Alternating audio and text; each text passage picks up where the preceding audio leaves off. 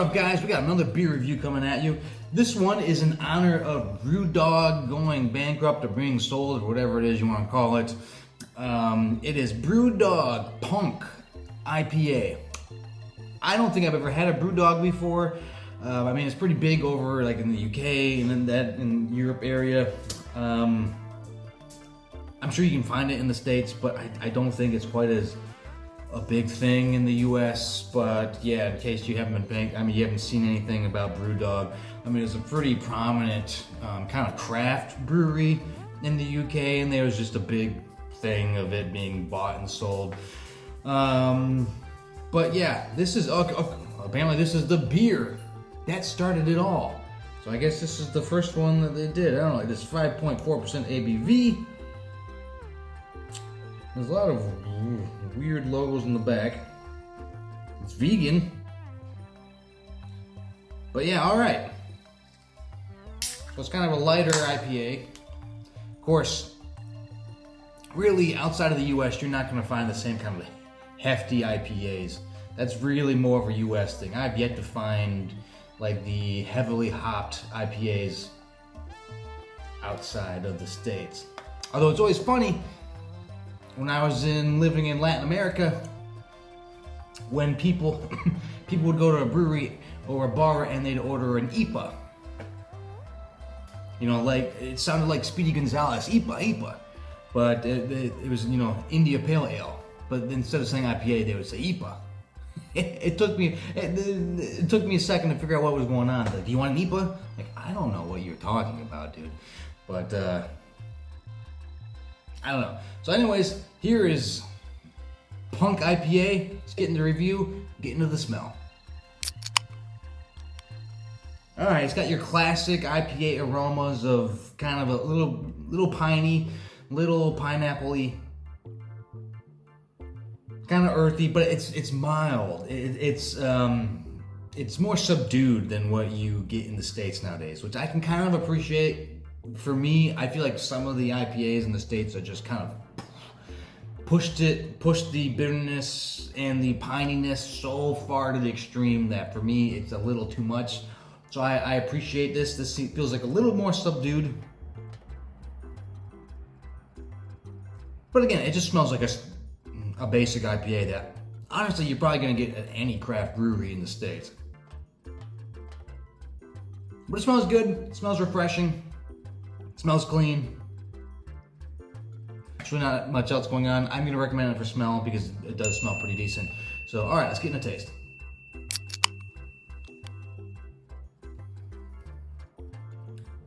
Yeah, that is a clean, nice IPA. It's mild, as you'd expect with a 5.4 ABV, so it's not extreme, and it's I feel like a lot of times with the IPAs, when the more bitterness you get, the more pine kind of thing going on, it's gonna push the ABV higher, and So if you're not a huge fan of the pininess, it gets a little more difficult to drink. This is actually really well done. This is a really enjoyable IPA.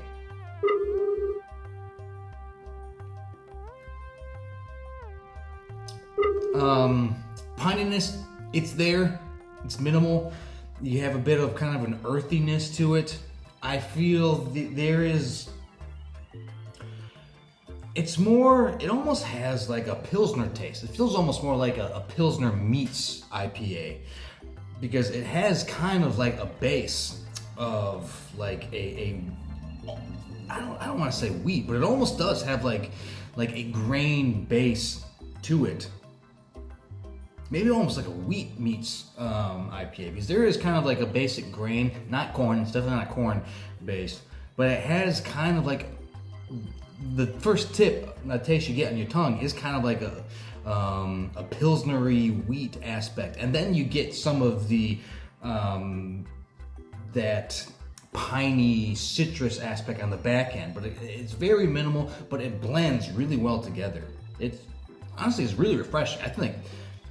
I think this would be a great beer if you're like just kind of lazy out on a lake, you're inner tubing down a river somewhere, you want like you want something more than just your standard like Budweiser or even a wheat beer. You want something with a little more flavor, but you don't want something that's crazy heavy.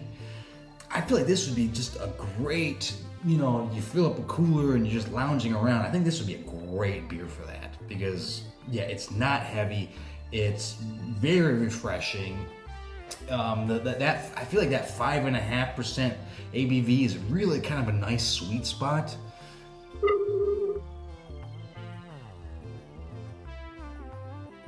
Yeah, this is nice. This is crisp. I like it. I'm kind of disappointed I haven't had this before. Punk IPA. So I'm going to recommend it on taste. Next category is value for price. And yeah, I got this. I paid less than €2 for this. I think it was like a €30, €50. I don't know. It would end up equating to $1.75, $2 for a beer. In the States, and honestly, if I can taste any new beer for $2 or under, I mean, sign me up always. So I like this. Again, I don't know what the import is with the States. I'm pretty positive you can probably find it, but at least you could. I don't know what's going to happen with the restructuring of the brand. And I would assume, since they say this is the beer that started it all, that they will probably continue making this particular one. I'm gonna have to look more into more information about the BrewDog sale, and I'll get into this a little bit later in this review. But me and Chris, the second dude, we started just kind of a bi-weekly or once a month. We haven't started where we just talk beer.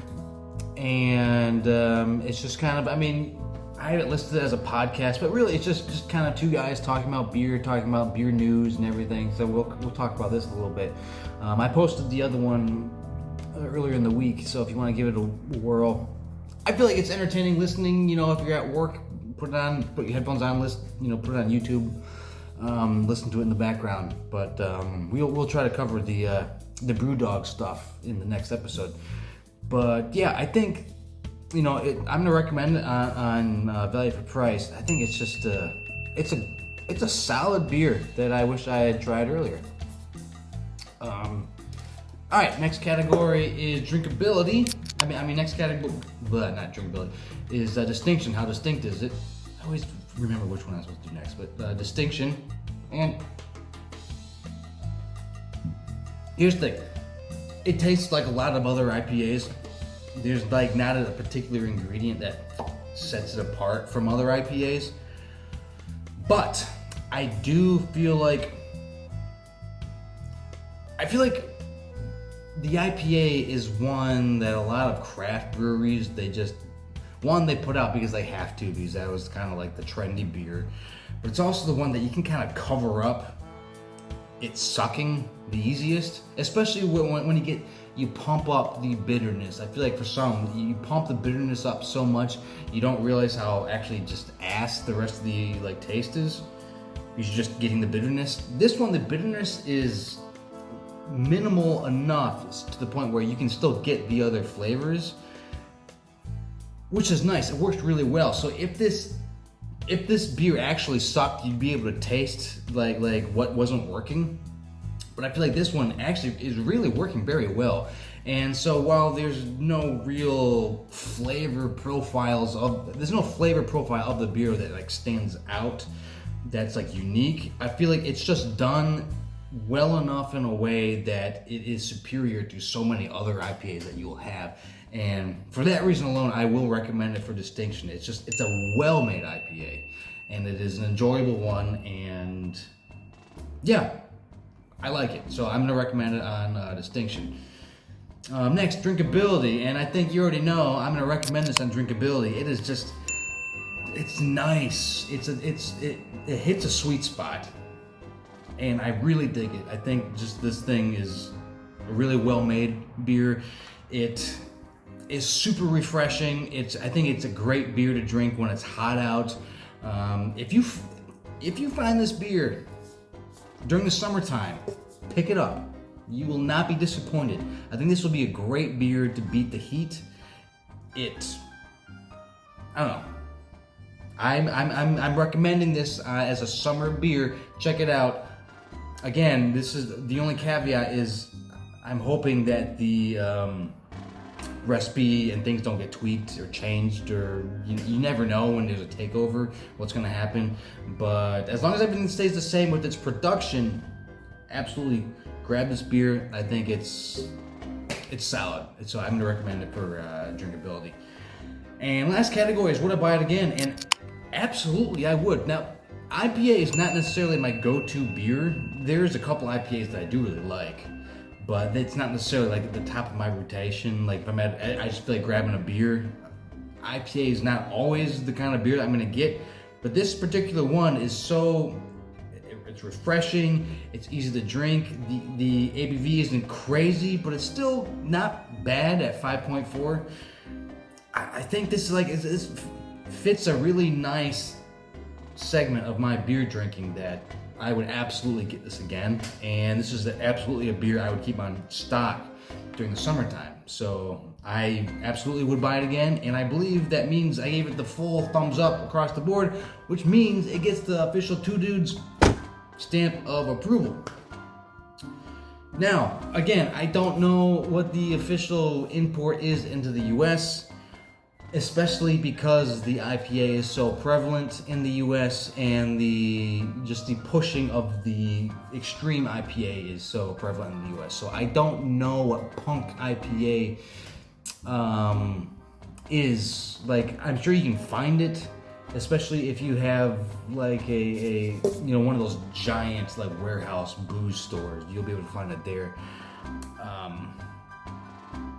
I'm gonna have to check. I'll be back in the States in the next couple of weeks, so I'm gonna have to check to see if this is available, because this is a very nice beer. If you haven't had it and you're just looking for a nice, again, spring, summertime sipping beer while maybe you're on the porch listening to a baseball game, because baseball on the radio is still awesome. I feel like that's the one sport that is almost better just to listen to on the radio while you're doing stuff. Or you're going inner tubing, or you got a pontoon, you just want to chill out on the lake. This is such a great beer for that kind of situation. So check it out. Again, I mean, I have no connection to any of these beers other than just me drinking it, but this is the first time I've had this, and I will be drinking it again. So, and as I said earlier, Chris and I, the other dude on Two Dudes, we have started kind of just what I'm calling is just beer talk, where we will kind of talk about the beer news that has occurred since the previous episode, and a few just randomized beer topics, and we kind of have fun. And it's a video / podcasty thing. It's not available on podcast catchers. Maybe I'll make that available on podcatchers too at some point. But right now, I feel like it's just you want to listen to us talk beer while you're at work. Play it in the background, it's cool. But anyways, for myself and for BrewDog Punk IPA, you guys take it easy.